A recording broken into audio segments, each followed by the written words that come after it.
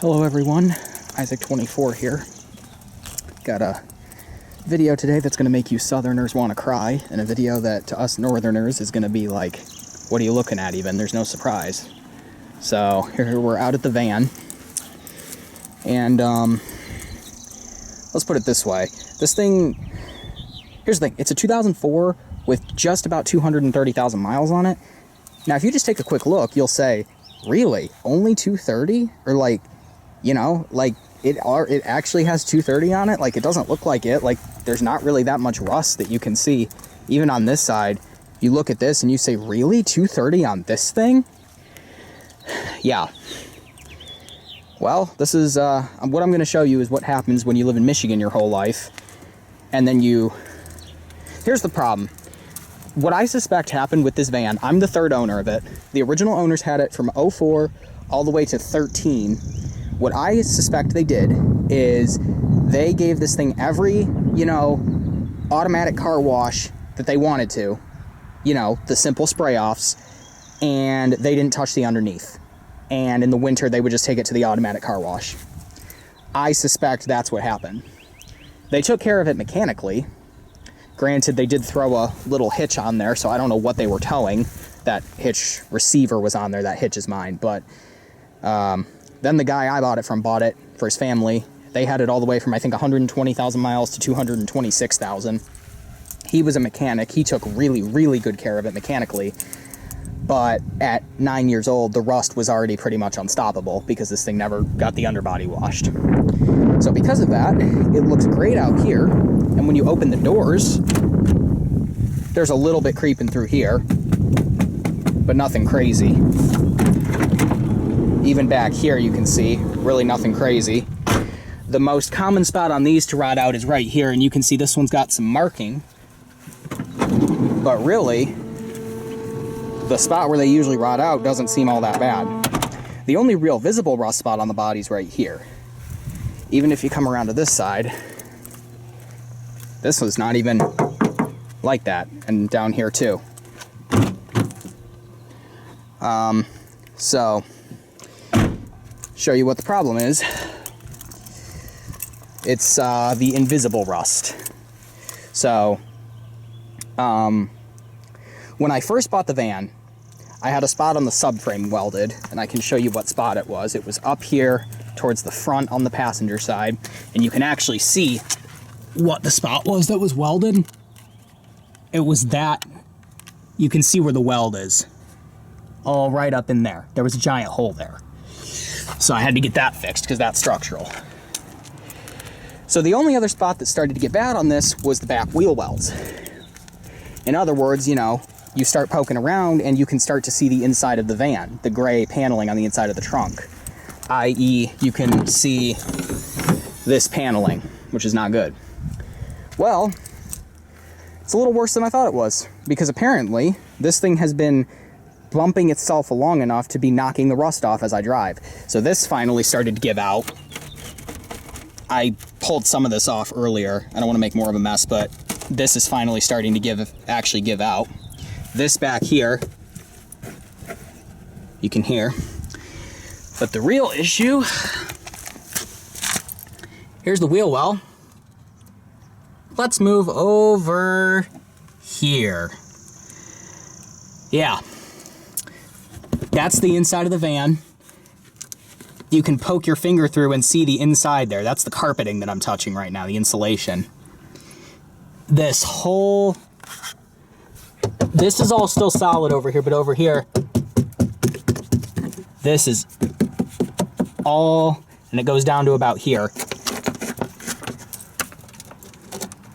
All completely rotted out. And because of that, water's been getting in. I know that for a fact because water has been getting into the van. It's still solid mostly up here though, and solid back here. But believe it or not, this wheel well for a long time was the worst of the two sides. Let me show you something. This wheel well, at first glance, doesn't look as bad until you realize it's come all the way over here. We also have this forming, which is new, but this is all just rotted out down here. you can hear back in here, rear of the subframe. The worst part, or the coolest part, is that my van has its own air intake. Yeah. This here, I gave it one little tap like this and it all just completely broke out. In fact, I can reach my hand into the other part of the hole and push on this. So that happened today. So if the van couldn't be driven in the rain before, it really can't now, because this is gonna wreak havoc on the interior of the van if water starts to get in here, which it already kind of has, but I've been able to kind of stop it. My original idea was to take some grate stuff back when the holes were smaller and try to just fill them, because it's not structural, but like, you don't really want that, especially on a unibody car. But yeah, I would prefer that not be there. Like if it was just, obviously this is not really anything, but if it was just like that, I wouldn't care. But the fact that it's come around now and is up in here, and I bet you if you could see up in here, it would look the same. So yeah, this needs to be fixed. I talked to my, well, I'll show you too while we're looking at rust. I'll show you the rocker panels. This is not on all the way, and it's gonna make noise going down the road. Show you the rocker panels. Rockers are, well, they're mediocre. You can see back here where all of the weld has been. Oh, that's nice. I didn't even mean to do that. Well, there comes another piece of it. So I didn't even mean to do that, and I did. All this is just insulation. It's still up here a little, so I'm not going to pry at it, but you can't lift off of it, obviously. This up here is actually rather stable, but yeah, so that's fun. Didn't even mean to do that. And then on this side, it's going to be harder to see because I'm not at a good angle, but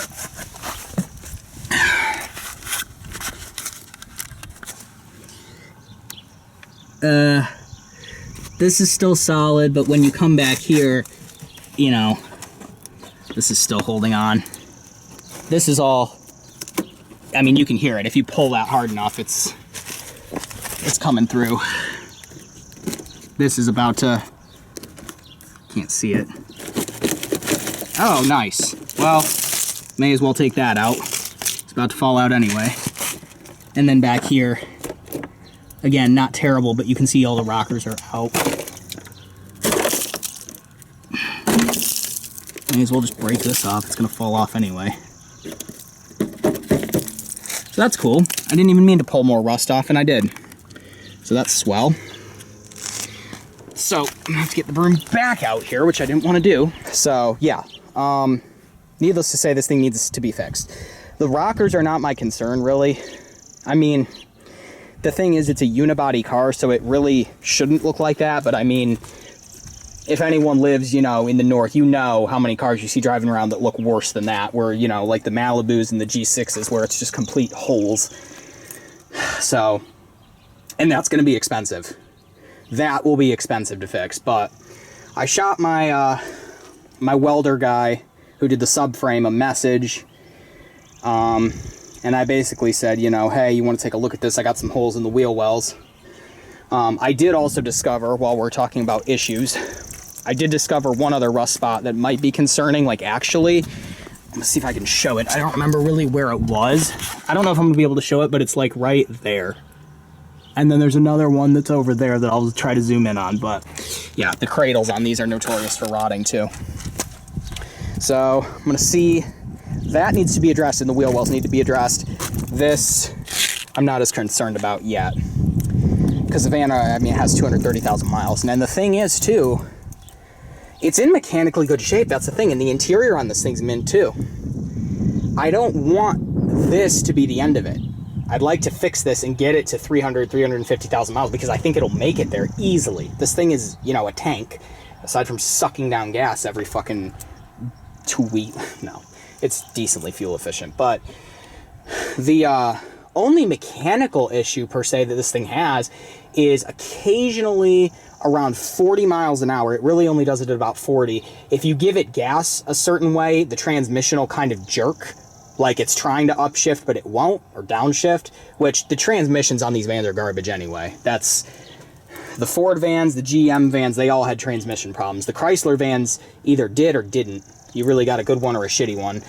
But as far as I know, this is the original trans. And if it towed in the first, part of its life, I mean, that's pretty good. Lifespan. But these are rebuildable, I'm pretty sure. So that's not hard. And if you're wondering how I lift this thing to do an oil change, I do it off the subframe. So yeah, just want to make this video to show you some tailgate starting to rot, but it's really not all that bad, all things considered. I wanted to make this video to show you that, yeah, this thing is nice and crusty. Maybe that's why it gets such good fuel economy, because it's so light. The only other issue this van really has that's like day-to-day, aside from the AC being warm because it needs a recharge, is that this window motor's kind of messed up, so you can't roll it down all the way because you kind of have to help it. But the options on this thing are, obviously the best option is we weld everything, money no issue, and this thing goes forever, which if I had enough, I would probably just do that. The second option is to weld the wheel wells and then say screw everything else, which I think is what's going to happen, hopefully, if this is weldable. I don't think the grate stuff is really going to be a good option at this point. I mean, the third option would be to, try to throw this thing on Marketplace and get rid of it. But the issue then becomes, what do you replace it with? Because I know for a fact I want another one of these if I have to get rid of this one. I absolutely love this thing. This has been my favorite car I've ever owned by far, easily. I don't want to do that, and if I get rid of this one, I want another one that's just like it. Or a Monterey, I guess, would work too. But I would prefer to not do that because how much could I realistically get for this thing? I'm not going to say how much I paid, but maybe $1,500. Because it's in really good cosmetic shape. It'd be a great parts car. Or pull the engine out because the engine's still strong. But the problem is $1,500 Freestars all look like this. In fact, they are usually worse. This one's actually surprisingly rust-free right here. And I think this cladding is probably hiding it and helping, but still. Because the ones that don't have the cladding, like the SEs and stuff, they all show the rot bad. So yeah, if I could find another one of these that's in my price range that doesn't have as much rot and possibly less miles, I'm not really concerned about the miles, but if I could find one with less than 200K, it would be nice. But yeah, I think my best option at that point would just be to start taking a road trip going down and seeing how far I can get before I find one that's rust-free, that's not in Kentucky, because Kentucky does shitty things with their titles. But yeah, so the other option, of course, would be I entertain a different van, which I would rather not do. I mean, I love my minivans, but I love these Ford vans. They're great vans, aside from the frickin' rot.